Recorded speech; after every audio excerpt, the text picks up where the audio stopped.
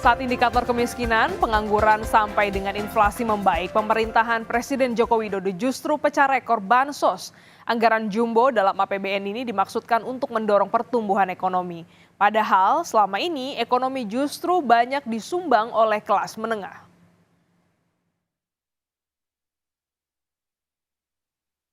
Pemerintah tancap gas dan mencetak rekor dana bantuan sosial alias bansos. Pencairannya sangat dekat dengan pesta demokrasi, yaitu pemilu di Februari 2024.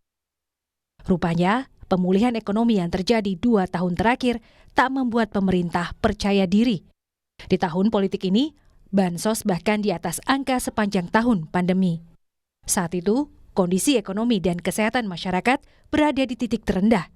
Periode 2020 sampai 2022 adalah anggaran bansos yang memasukkan program pemulihan ekonomi nasional.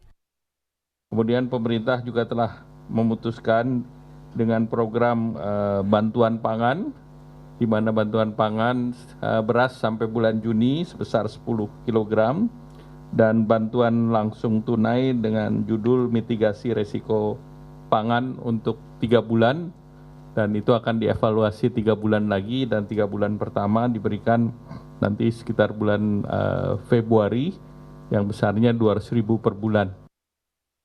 Menteri Keuangan Sri Mulyani bilang, anggaran Bansos 2024 terbentuk dengan melibatkan partai politik yang ada di DPR.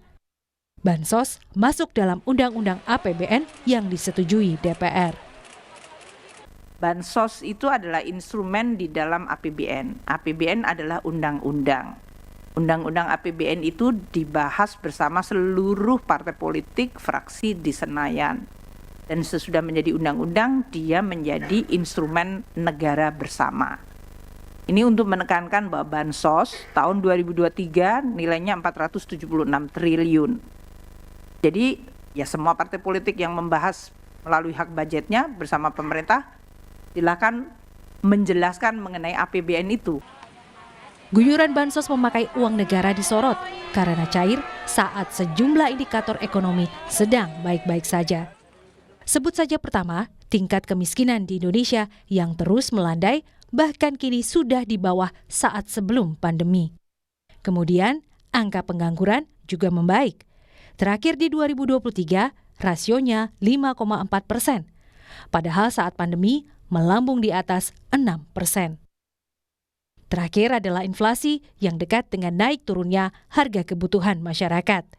Nyatanya, sepanjang tahun lalu, inflasi berhasil sesuai target. Bahkan tahun ini, Bank Indonesia juga berupaya mengendalikan inflasi tetap di bawah 3%.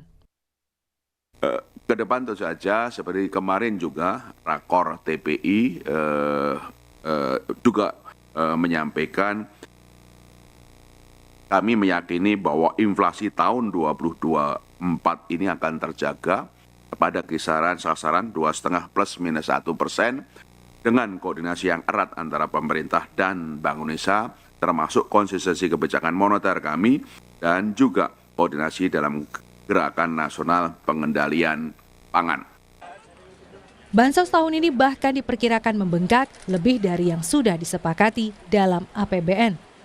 Ada tambahan sekitar 11,25 triliun rupiah karena muncul program pengganti El Nino. Artinya, anggaran bansos bisa jebol sampai 508 triliun rupiah, tertinggi sepanjang sejarah. Nah, terlebih lagi awal tahun ini merupakan tahun politik di mana 2 minggu lagi kita akan menyelenggarakan pemilu, kemudian ada bansos di sini. Nah, ini yang tentu saja rentan ya untuk dipolitisasi. Maka catatan pentingnya adalah bagaimana efektivitas ya dari penyelenggaraan atau dari pemberian bansos ini, karena sudah bertahun-tahun bahkan sejak dulu bansos ini belum terlihat ya untuk mengakselerasi daya beli atau pertumbuhan ekonomi Indonesia seperti itu. Bansos menjadi belanja terbesar pemerintah bagi masyarakat bawah. Tetapi perlu diingat, konsumsi rumah tangga yang menggerakkan ekonomi selama ini lebih bergantung pada kelas menengah. Kelompok menengah jadi tulang punggung karena belanja dan pemasukan pajak negara. Diah Megasari Anjaya, Tim Liputan Kompas TV, Jakarta.